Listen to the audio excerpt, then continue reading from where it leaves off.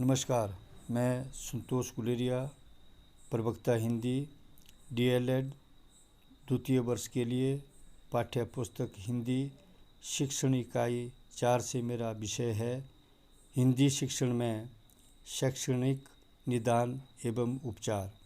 शैक्षणिक निदान की परिभाषा। शैक्षणिक निदान वह प्रक्रिया है जिसके द्वारा लक्षणों के आधार पर विद्यार्थियों की कठिनाइयों का ज्ञान प्राप्त किया जाता है।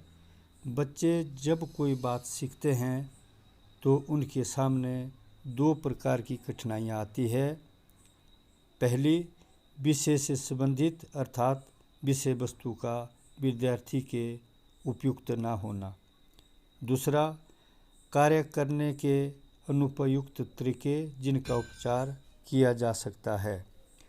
शैक्षणिक निदान की परिधि में जो मूल विषय लिए जाते हैं वो है वाचन, लेखन, अक्षर विन्यास या वर्तनी, व्याकरण। अब शैक्षणिक उपचार क्या है? शैक्षणिक उपचार प्रभावशाली विधियों का निर्माण जिनसे प्रशिक्षण संबंधी सभी अशुद्धियों का निराकरण किया जा सके। शैक्षणिक उपचार की परिधि में भी वही मूल विषय है जो शैक्षणिक निदान में है, जिसमें पहला है वाचन। तो वाचन में नेत्रों की गति का ठीक ढंग से संचालन करना। दूसरा, शब्दों को पहचानने की क्षमता का विकास करना। तीसरा, भाव को ग्रहण करते हुए पढ़ना। और जो दूसरा बिंदु है वो है लेखन। लेखन में कलम को ठीक ढंग से पकड़ना, अक्षरों को सही ढंग से लिखना, शब्दों के बीच बराबर अंतर देना। और चौथा है शिरोरेखा संबंधी सीधी खींचना। और जो तीसरा बिंदु है वो है अक्षर विन्यास या वर्तनी। तो इसमें पहला है मात्राओं संबंधी अशुद्धियों को दूर करना। दूसरा है बोलते समय तथा पढ़ते समय इस बात का ध्यान रखना कि अक्षर विन्यास संबंधी कोई अशुद्धि ना होने पाए। और चौथा है व्याकरण। इसमें शैक्षणिक उपचार है संज्ञा, सर्वनाम, क्रिया, लिंग, वचन आदि का सही ढंग से प्रयोग करना। अब उसके बाद हमारा आता है हिंदी शिक्षण में जो शैक्षणिक निदान या उपचार। तो उसमें हिंदी लेखन के दोषों, कारणों तथा उनके सुधारों के उपाय संबंधी जो विवेचन है जो चित्र में दिखाया गया है उपयोगी है। जिसमें निदान के बारे में बताया है, कारण के बारे में बताया गया है, उपचार के बारे में बताया गया है। जैसा कि पहला जो बिंदु है वो है संयुक्त वर्ण संबंधी दोष। तो इसमें जो कारण है वो है लिपि का उचित ज्ञान ना होना और उपाय है लिपि का उचित ज्ञान कराना। जो दूसरा बिंदु है शिरोरेखा का अशुद्ध प्रयोग।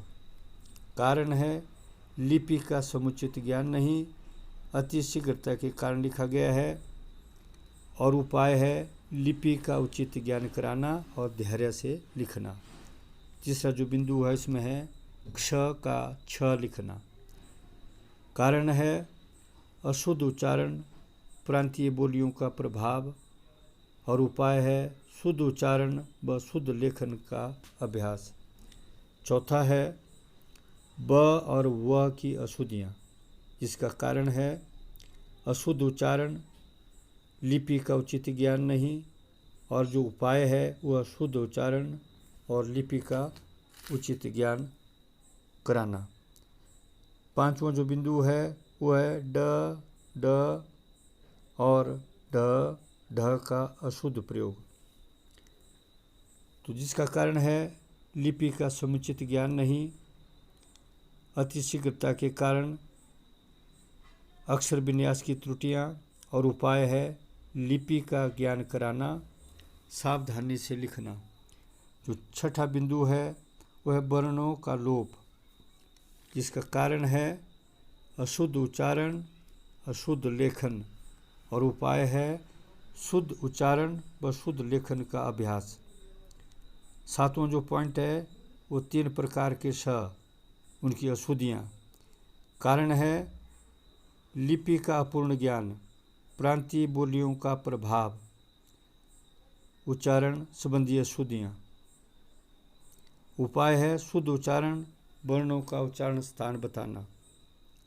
8वां बिंदु है एक वचन से बहुवचन संबंधी अशुद्धियाँ, जिसका कारण है व्याकरणिक नियमों का ज्ञान न होना, वर्तनी सुधार के नियमों के बारे में जानकारी देना। और उपाय है व्याकरणिक नियमों का ज्ञान कराना। जो 9वां बिंदु है उसमें अलप प्राण और महाप्राण की अशुद्धियाँ। कारण है वर्णों के अंतर को स्पष्ट न करना, और उपाय है वर्णों के अंतर को स्पष्ट करना। 10वां है मात्राओं की अशुद्धियाँ, छोटी ई, बड़ी ई, छोटा ऊ, बड़ा ऊ, जिसका कारण है मात्राओं का पूर्ण ज्ञान ना होना। और उपाय है 12 खड़ी का अभ्यास।